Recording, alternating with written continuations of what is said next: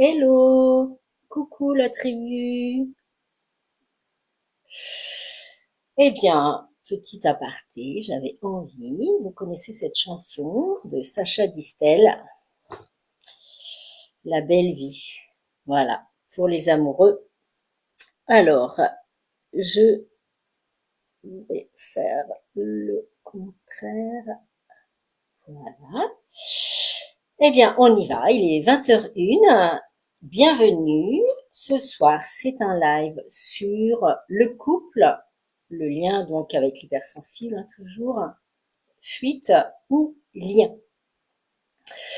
Eh bien, pour ceux qui ne me connaissent pas, je suis Annie Berthet, ravie de vous retrouver ce soir pour ce live très spécial sur une question qui nous concerne tous, mais particulièrement nous, les hypersensibles, donc fuite ou lien. Alors, qui est là? Dites-moi, qu'est-ce qui vous motive à rejoindre le live ce soir? Qu'est-ce que vous espérez trouver? Où est-ce que vous en êtes dans votre vie, en couple ou célibataire? Qu'est-ce que vous avez envie de nous partager? Voilà. Alors, nous allons explorer ensemble ce soir, donc, face aux difficultés dans nos relations. Je vais faire donc un petit point. Je vais vous parler ce soir, donc on a 45 minutes. On va voir donc l'hypersensibilité et la fuite, l'hypersensibilité et l'attachement, nos besoins, trouver l'équilibre, et on va voir aussi qu'il y a une bonne nouvelle. Et puis, comment trouver la bonne personne, voilà. Et enfin, des livres cadeaux à lire pour vous épanouir dans votre relation.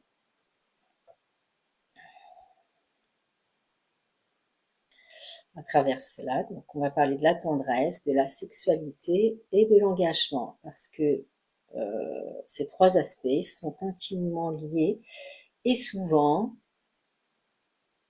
source de grands questionnements. Je regarde s'il y a des commentaires.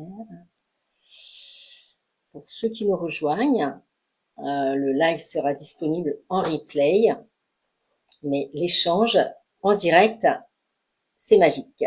Alors, allez-y, aidez-moi dans mon jus en tant qu'être émotif. Voilà, donc on est tous ensemble. J'ai grand plaisir à vous partager, à transmettre de par des témoignages personnels et également de personnes accompagnées, et donc de vous offrir tout ceci.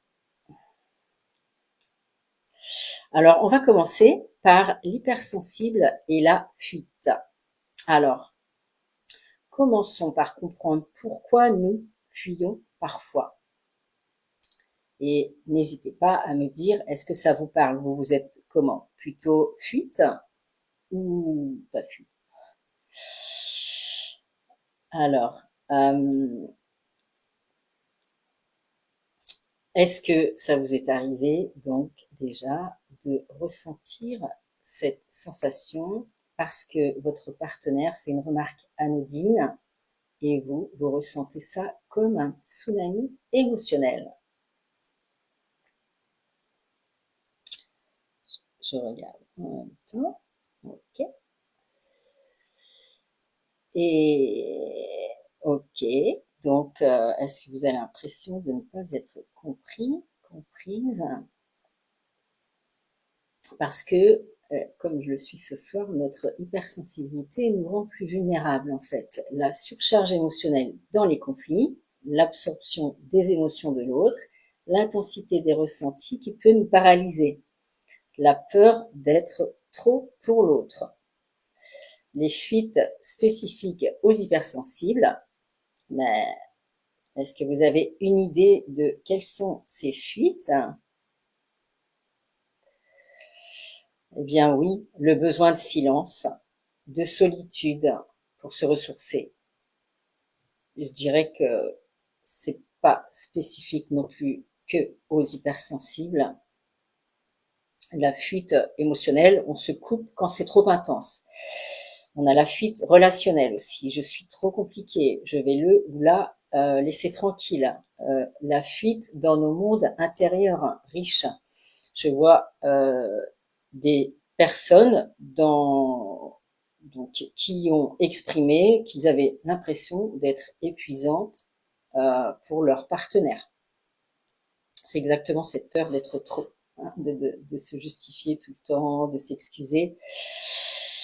Voilà, donc avec plaisir pour répondre à vos questions, déjà sur ce qu'on vient de voir là.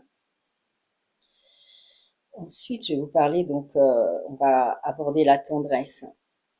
La tendresse, pourquoi? Parce qu'en fait, c'est notre double tranchant. Nous, hypersensibles, nous avons cette capacité extraordinaire à donner et recevoir de la tendresse. Mais parfois, cette intensité fait peur aux autres et à nous-mêmes.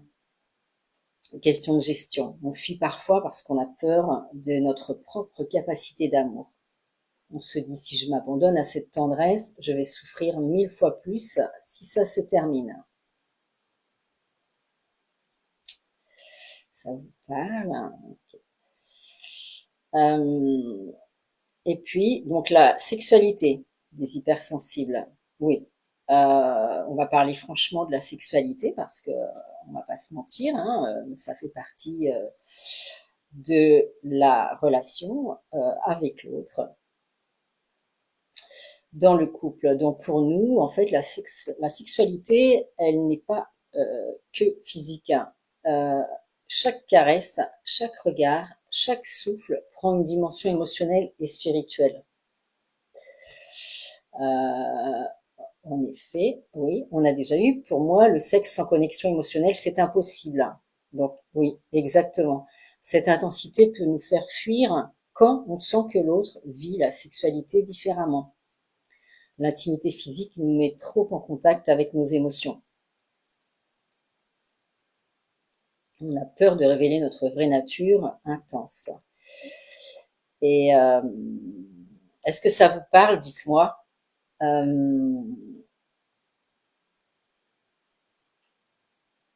Déjà, voilà. Dites-moi où est-ce que vous en êtes par rapport à tout ce que je viens de dire.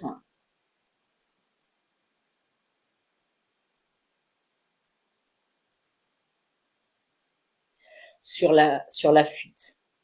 Voilà, donc je vous ai nommé quelques comportements face à la fuite de l'hypersensible, mais pas que en fait. Hein. Voilà. Après, donc je vais continuer sur l'hypersensible et l'attachement. À l'opposé, nous pouvons aussi nous accrocher avec une intensité décuplée. Quand un hypersensible tombe amoureux, c'est avec tout son être. L'engagement devient alors une évidence ou une obsession parfois. En effet, oui.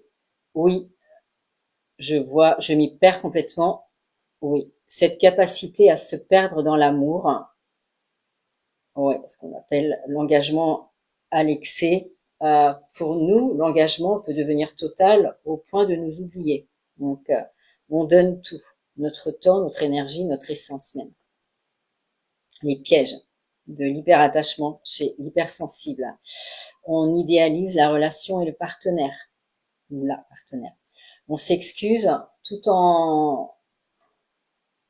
temps, en fait, hein, très fréquemment, au nom de l'amour vrai.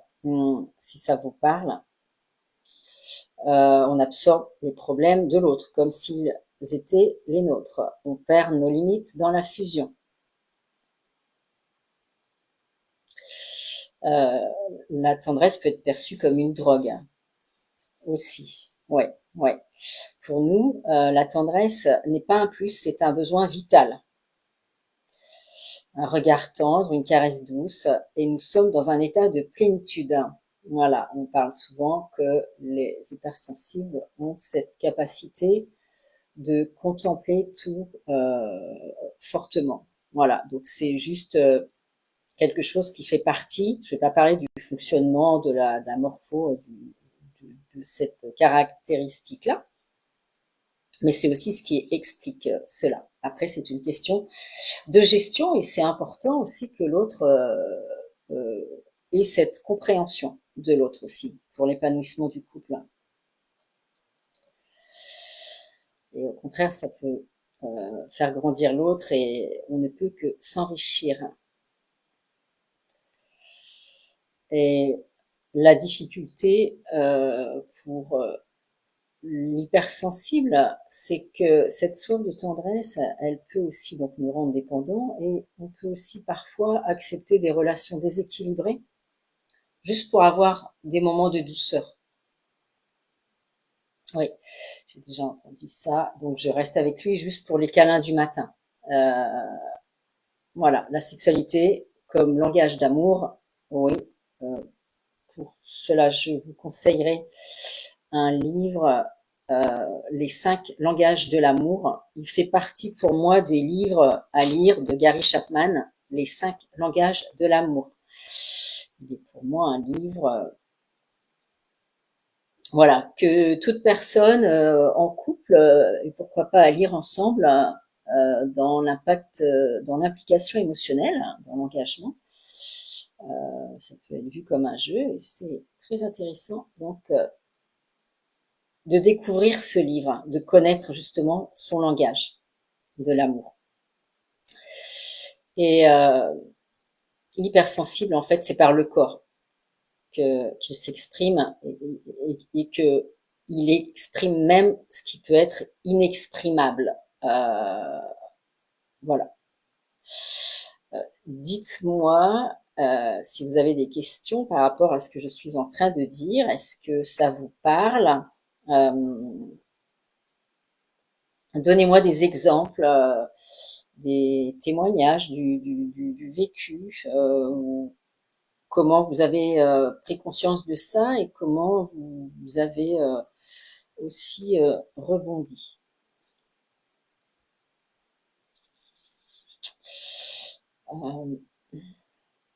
Le problème, en fait, hein, ce qui peut se passer aussi, c'est que quand l'autre n'a pas la même approche sacrée de la sexualité, hein, moi je parle on peut parler de cette approche tantrique hein, sur le sensoriel et bien d'autres, on pourra en parler une autre fois, ou si vous avez des questions, n'hésitez pas.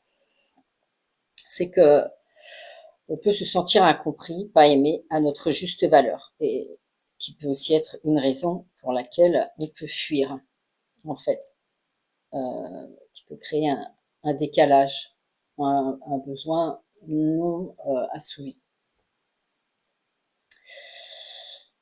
Voilà. J'ai parlé justement donc ce que l'hypersensibilité révèle de nos besoins. Les schémas relationnels en fait révèlent des besoins spécifiques à notre hypersensibilité. Voilà, c'est en fait ce besoin de sécurité émotionnelle. Comme tout être, j'ai envie de dire, ce besoin, il est présent. On a pu analyser que chez les personnes hypersensibles, il est amplifié. Nous avons besoin d'un niveau de sécurité émotionnelle plus élevé que la moyenne. Un mot dur peut nous affecter pendant des jours. Ok, ça vous parle? Alors, on a aussi ce besoin d'être compris, comprise dans nos différences. Combien de fois j'ai entendu tu es trop sensible. C'est la phrase qui blesse le plus. Nous avons soif d'être acceptés dans notre intensité.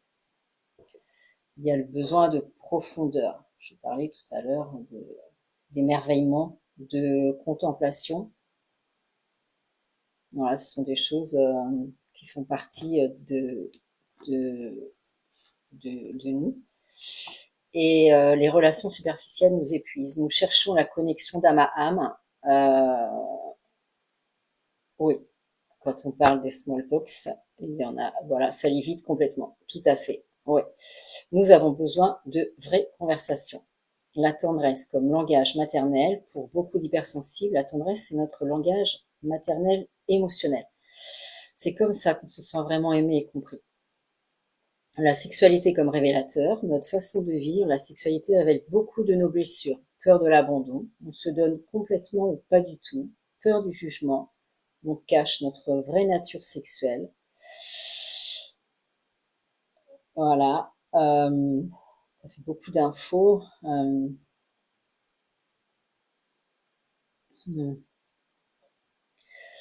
J'aimerais bien savoir où vous en êtes avec ce que je suis en train de dire. Si vous avez des questions, des incompréhensions aussi dans la façon dont j'exprime.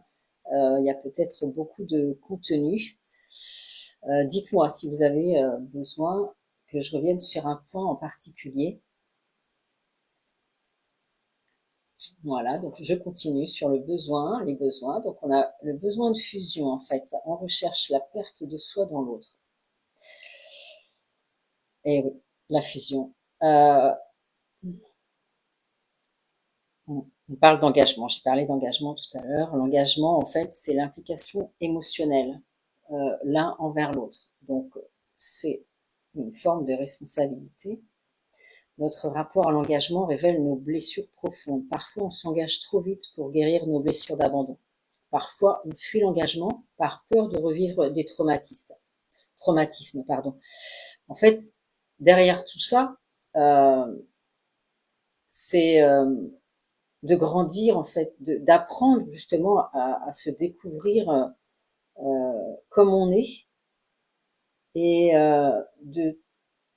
d'agir avec ces caractéristiques-là comme une force et non pas comme quelque chose qui nous freine, qu'on enferme donc dans une croyance limitante. Si on freine, c'est plutôt que, ok, voilà ce qui me fait et qu'est-ce que j'en fais pour mon bien, mais en même temps pour l'autre.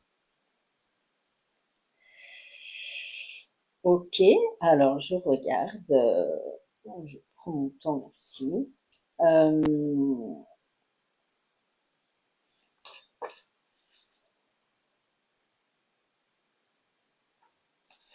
J'ai parlé des besoins, j'ai parlé de la tendresse,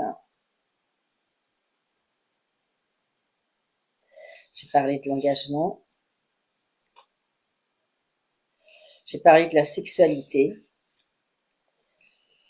Il n'y a pas de choses, comment je dirais, à mettre plus en avant qu'un autre. Tous ces points sont importants et,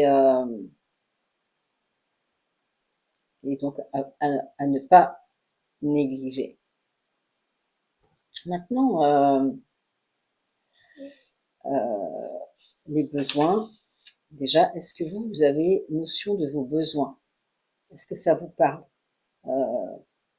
Déjà à titre personnel, avant même d'entamer une relation, ou quand vous êtes déjà en couple, votre rapport à l'autre, est-ce que vous êtes connecté à vos propres besoins?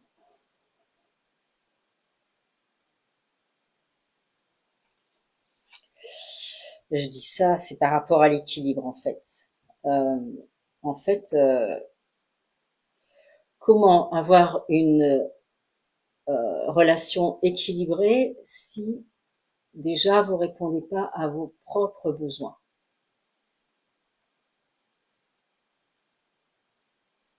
Ok.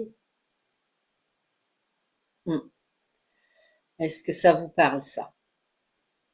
Comment vous êtes impliqué dans vos propres besoins? C'est quoi pour vous vos besoins?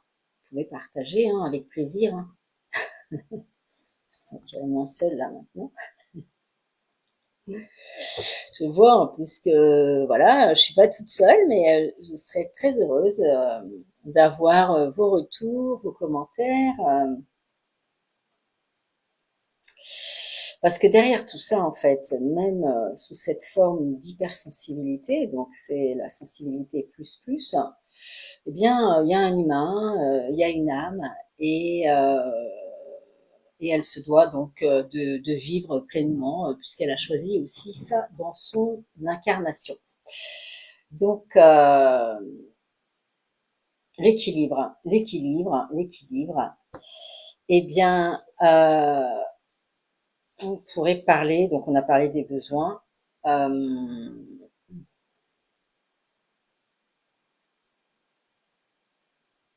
pour l'hypersensible, c'est exactement ce que je suis en train de faire, apprendre à doser l'intensité émotionnelle. Le fait de faire un monologue parfois, de communiquer ses besoins de ressourcement, de différencier la solitude et la fuite relationnelle. Tout ça, ça demande donc de l'autoréflexion. Et comme j'ai eu le cas tout à l'heure, justement, par rapport à un couple, sur le fait que euh, ne pas avoir suffisamment de recul pour comprendre que l'autre, il n'est pas responsable de la situation de ce que la personne vit, ça épargnerait bien des choses en fait. Euh, c'est important, oui, la prise de conscience, hein, cette autoréflexion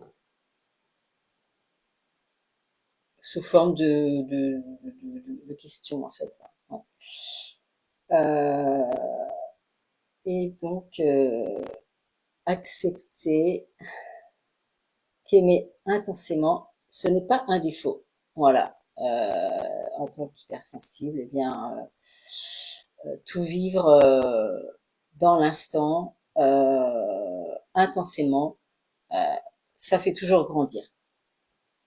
Vous voyez ce que je vais vous dire en fait, avec tous comment je dirais, ma vulnérabilité, comme vous le voyez là, du fait de faire un monologue, c'est pas pareil que quand on est en 15-15 live. Je vous transmets tout ça, j'ai plaisir, et en même temps, j'ai une forme d'appréhension de l'ego sur le fait que, ok, ça veut dire que je vois qu'il y a du monde, mais personne participe, donc ça veut dire que pour vous, tout ça, ce sont des acquis. Donc tout va bien.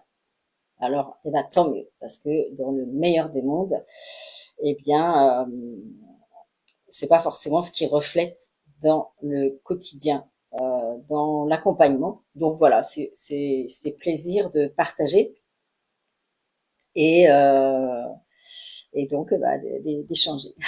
En tout cas, voilà, je vous montre aussi que je suis un être vulnérable. Voilà. Euh, donc oui, voilà, pour les hypersensibles, je reste là-dessus. Fusionnel, on disait tout à l'heure, hein, sur cette forme d'engagement, c'est important donc de maintenir son identité dans la relation. D'où le fait de ne pas se perdre, de répondre à ses besoins, de s'écouter, de trouver aussi un coin ressource et de communiquer avec l'autre. L'autre, dans l'amour, il peut tout t'entendre.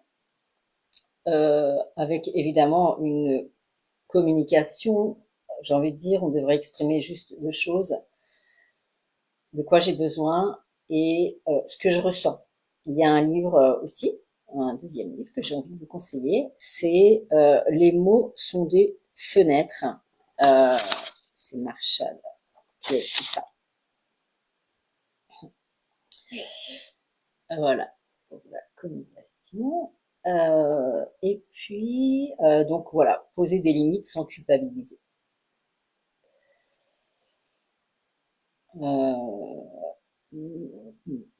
Comme par exemple, j'ai besoin de douceur maintenant, plutôt que d'espérer que l'autre devine. Voilà, j'exprime mon besoin. Voilà, j'ai besoin de douceur, j'ai besoin de tendresse. Vous pouvez faciliter en mettant la main sur votre cœur, en fait, pour vous connecter à votre corps et pas rester figé, voilà, dans le mental, euh, qui peut justement, lui, dans la fuite, partir et dans n'importe quoi, mais pas vous en tout cas, et passer à côté du bonheur, de l'essentiel. Et donc, c'est vrai que c'est important, c'est vraiment la tendresse consciente, à commencer par vous en donner vous-même. Voilà. N'espérez pas de l'autre, enfin, n'ayez pas d'attente de l'autre. Ça engendre une frustration, donc un désir non assouvi, alors que qui mieux que vous peut savoir ce dont vous avez besoin et de commencer par y répondre vous-même. Coucou Carrie.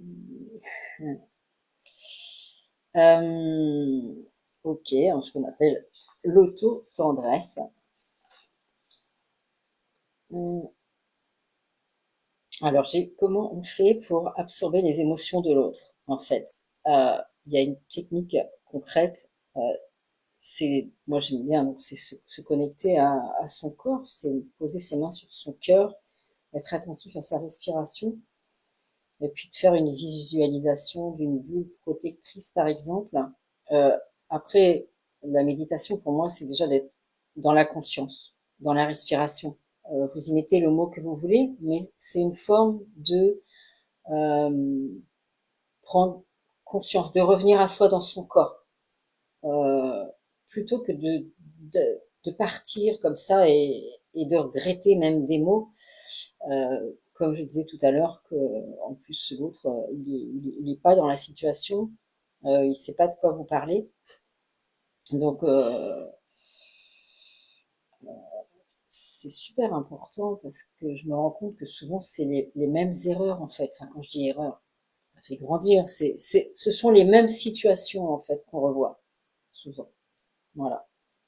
Ce manque de connaissance de soi. Donc on reste dans l'ignorance et on en veut à l'autre. Et on fuit. Euh, la sexualité sacrée, je parlais de ça tout à l'heure, sur la sexualité sacrée en fait, parce que la sexualité, bien sûr, j'ai par exemple des couples passés un certain âge qui vont par exemple ne plus avoir de sexualité. Euh, et il y en a un des deux qui peut se sentir frustré. Euh, je pense à quelque chose sur le fait que s'il n'y a pas la communication, peut-être d'être à l'écoute l'un de l'autre, c'est aussi accueillir que l'autre est un besoin et que si son besoin n'est pas assouvi, ça peut être difficile pour le couple. Donc ensemble de réfléchir à trouver des solutions. Euh, il y a plein de façons.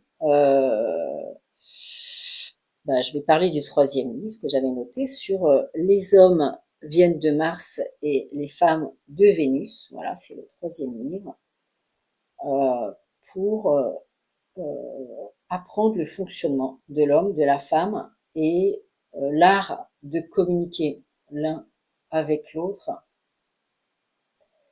d'apprendre à se détacher, d'être vraiment acteur, actrice dans l'observation, déjà d'accueillir ce qui se passe en soi et d'avoir cette capacité de prendre du recul, voilà, se détacher de la situation avant, voilà, de partir dans l'émotion de l'instant, sachant que qui dit émotion dit mental, ego, blessure, peur, blabla, blabla, donc non productif, en tout cas pour aller vers quelque chose de sacré. Donc voilà, je disais d'assumer nos rapports avec la sexualité parce que je vous ai parlé du plantrisme tout à l'heure. C'est pareil en communiquant l'un et l'autre dans ses désirs sous forme de tendresse. Enfin voilà, il y a plein de choses. Je vais pas m'attarder peut-être là maintenant dessus, mais avec plaisir pour répondre à vos questions. Je répondrai à toutes les questions dès demain matin, personnellement. Euh, Parce que la sexualité, en fait, c'est aussi une dimension sacrée de l'union de deux êtres. Et la communication, allier l'intimité physique à une dimension émotionnelle forte. Je ne sais pas si j'arrive à me faire comprendre quand j'exprime ça.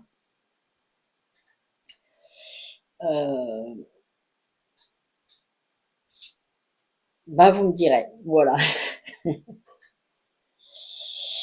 Et puis, donc l'engagement sain, en fait, c'est déjà s'engager en gardant son jardin secret. L'autre n'est pas le psy, n'est pas, comment je dirais, responsable de ce qui est, toutes les situations précédentes. Le passé, il est dans l'ego et on ferme le tiroir.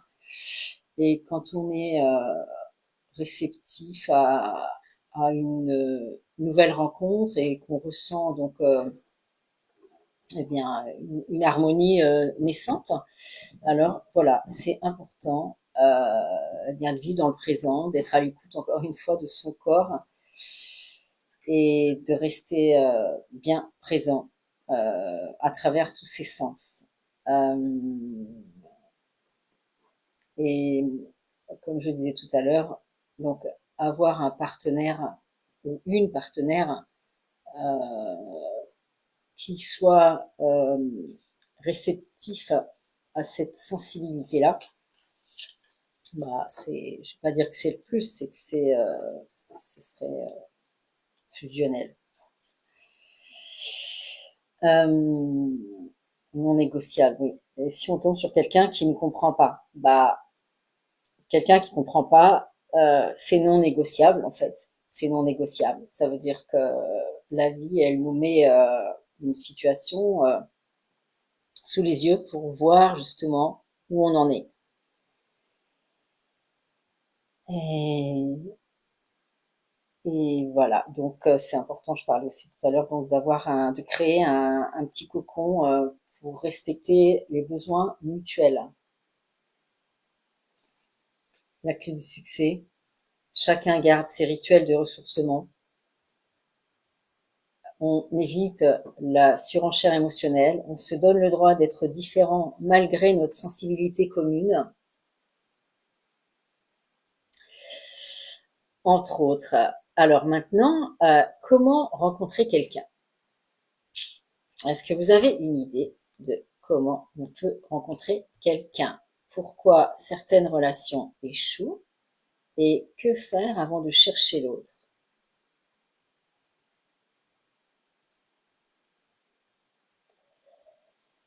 Eh bien, j'y vais, je regarde l'heure en même temps. Eh bien, en fait, la bonne nouvelle, en fait, c'est que pour rencontrer l'autre, c'est déjà aller à sa propre rencontre et on ne rencontre pas mieux que l'amour qu'on se porte à soi-même. C'est une règle fondamentale.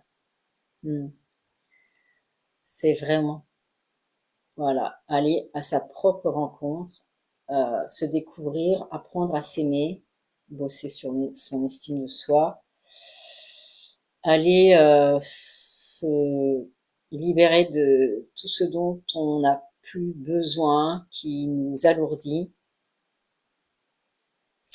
apporter voilà vraiment la joie, la légèreté, l'amour, euh, voilà, et que des choses intenses. Et oui, c'est possible, c'est possible. Il y en a qui prennent plus de temps que d'autres, mais c'est aussi pour cette raison que je suis là si vous avez besoin d'accompagnement. Et donc, en fait, j'ai même envie de vous dire, pour les célibataires, que avant de chercher un partenaire ou une partenaire, il est essentiel de se reconnecter à soi. Déjà, donc, est-ce que je m'estime? Est-ce que je me choisis dans mes décisions? Est-ce que je m'écoute vraiment? Parce que si je m'abandonne, je vais attirer des relations où je ne suis pas respectée. Après, on va parler de relations toxiques, de pervers, de manipulateurs, manipulatrices. Ça a toujours un effet boomerang, hein. Voilà. Donc, on sort de son cadre et on va toujours attirer à soi les bonnes personnes, ce sur quoi on doit grandir. Euh, j'ai envie de dire, quand on ressent comment, des trucs qui nous chatouillent, pas, pas agréablement forcément. Voilà. Donc être clair avec ses besoins et ses valeurs. Donc déjà, vous, par exemple, si je vous disais, est-ce que vous êtes au clair avec vos valeurs? Si je vous parle de vos valeurs, quelles sont-elles, vos valeurs, et est-ce que vous les nourrissez au quotidien? Vos valeurs, j'ai parlé tout à l'heure des besoins, voilà. Donc, j'ai parlé déjà tout à l'heure sur les besoins également, en fait. Est-ce que vous êtes, parce que ça je l'ai déjà aussi entendu, vous êtes avec quelqu'un, ça me fait sourire, mais ben, parce qu'un homme, par exemple, voilà, il voulait une femme, mais parce qu'en fait, ben, il se retrouve célibataire et c'est sa femme qui faisait à manger. Donc, il veut trouver quelqu'un pour faire la cuisine, en fait, pour faire à manger. Voilà. Donc là, bah, en clair, c'est pas de l'amour. Là, il répond à un besoin. Donc, bah, elle peut rencontrer plein de femmes. Après, si elle est dans le même besoin, bah, peut-être ça peut matcher. Mais c'est pas forcément une relation saine. Voilà.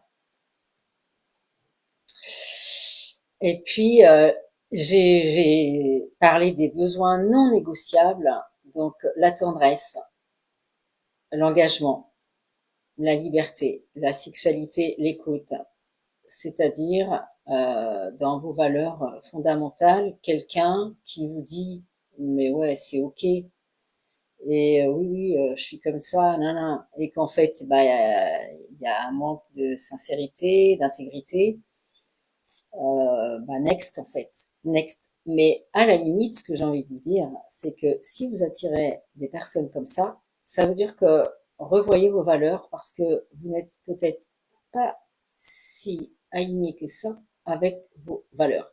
Et donc, vous créez des situations qui vous rappellent à l'ordre. Voilà, donc si vous voulez me donner des exemples de valeurs, en fait, euh,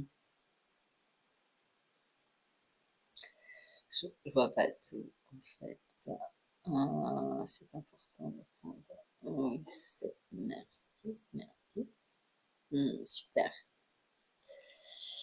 Merci, hein. Merci d'être présente. Ok, donc pour les valeurs, donc je vous en cite quelques-unes en fait pour vous donner une idée. Donc la sincérité, l'humour, l'autonomie. Quand je parle d'autonomie, c'est indépendance. On n'est pas avec quelqu'un parce qu'on dépend de l'autre, quelle que soit euh, la, la matière en fait. Voilà. Et puis, alors, sortir du fantasme pour accueillir l'imparfait, hein. Ça aussi, ok. Parfois, on ne rencontre personne parce qu'on s'attend à la perfection. Euh, on se raconte que l'amour doit être une évidence. Ok. Alors, les films Bollywood, moi, j'adore ça. Ils sont bien faits.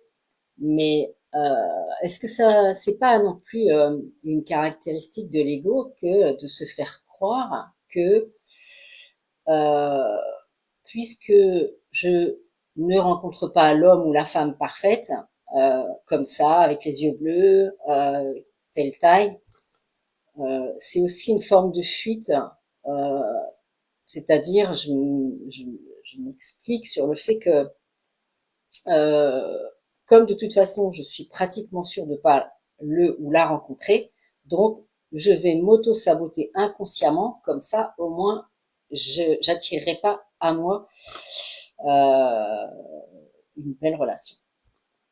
Voilà, dites-moi, dites-moi.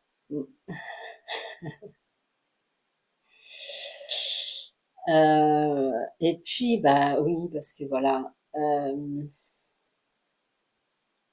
l'amour, ça peut aussi se construire dans la régularité, la douceur, l'amitié profonde, le respect, même si ce n'est pas le grand feu immédiat. Apprenez, laissez-vous le temps de vous découvrir, de grandir ensemble, de rire ensemble, de jouer ensemble, avec voilà des belles valeurs, des centres d'intérêt communs. C'est aussi important. Ouais. Et puis après, voilà, on évolue tout le temps en fait. Hein. C'est pas le but non plus de s'enfermer sous une forme là maintenant. Ça peut évoluer. Parfois, on va dire, on s'engage pas, il n'y a pas d'implication émotionnelle. Puis en fait, au fur et à mesure où on se découvre, on se rend compte que c'est plutôt pas mal. Et c'est ok en fait.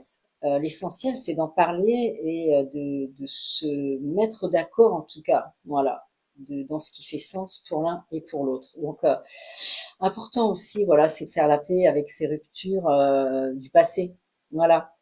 C'est jamais un échec, c'est toujours une construction. L'autre, non, c'est pas un ennemi, une ennemie. Il a toujours été là pour nous faire grandir. Et quand on prend conscience de ça aussi, on va plus parler d'ex, on va le nommer, hein, la nommer parce qu'il ou elle a un prénom. Et donc c'est que ce bout de chemin fait ensemble, il avait lieu d'être et c'est ok, quel que soit ce qu'on puisse avoir rencontré à travers ce qui a amené la fin, un moment. C'est vraiment d'être reconnaissant parce que ça amène la légèreté et pour favoriser aussi de nouvelles rencontres, c'est se libérer du passé, parce que de toute façon, le passé, l'autre, le nouveau, la nouvelle, n'en est absolument pas responsable. C'est une relation différente. Voilà. Une relation finie, ça ne veut pas dire que je suis brisée. Elle m'a appris quelque chose sur moi, elle a révélé une peur, un besoin, une limite. Eh bien, on va voir, on s'interroge. On n'hésite pas à se faire accompagner si on ressent le besoin pour se sentir prêt à un nouveau désir de rencontrer l'autre. Mais on ne brûle pas des étapes parce que on va reproduire. Ça, c'est sûr. Avant de chercher l'amour de l'autre, voilà, je vous invite à vous choisir chaque jour, à réapprendre à vous faire confiance, à dire oui quand c'est un vrai oui, à dire non quand c'est nécessaire, et à ne plus fuir, mais créer un lien d'abord avec vous-même, parce que c'est là que tout commence. Voilà, j'ai fait à peu près le tour, donc si ces conseils résonnent en vous, que vous sentez encore quelque chose de plus profond, voilà, donc j'ai pas mal de témoignages, je vais pas tout lire, mais on peut donc en discuter. Hein. J'ai dit que donc je répondrai à chacun, à chacune demain matin. Voilà, je prendrai le temps avec chacun. Et c'est super pour les témoignages. Donc, partager justement pour montrer ce que vous avez vécu, où vous en êtes aujourd'hui, ceux qui sont en couple et qui sont super épanouis, comme j'en connais.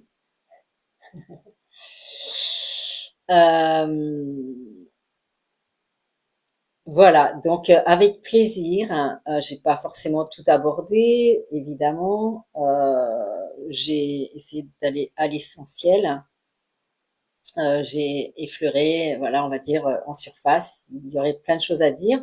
Si il y a des points en particulier sur lesquels vous aimeriez en parler ou un nouveau live sur un thème en particulier, avec plaisir, avec plaisir, avec plaisir. Euh, euh, j'ai des questions. Oui, n'ayez pas peur de vous révéler dans l'intimité aussi. Il y a pas de tabou dans le couple. Pour moi, il n'y a pas de tabou dans le couple. Ouais, c'est vraiment basé sur la communication. Je vais vous renommer ou j'écrirai peut-être les 3 livres dont je vous ai parlé. Je vois il est 45, donc je vais vous laisser. Donc il y aura un replay et c'est de l'authentique. C'est un vrai plaisir de vous partager tout ça. Et je vous dis à très vite et prenez soin de vous. Et j'ai envie de me faire un petit kiff sur lequel j'ai commencé et de vous quitter avec ce kiff pour que vous l'ayez toute la soirée avec vous et pourquoi pas en rire. Je vous dis, c'est du direct, c'est du direct. Thanks to the next level. Allez, c'est parti. Je vous souhaite une très belle soirée et du fun, hein, toujours, on reste en fun, en joie. Et à très bientôt.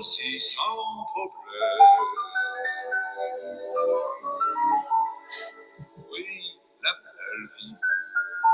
On est seul, on est libre et on traîne.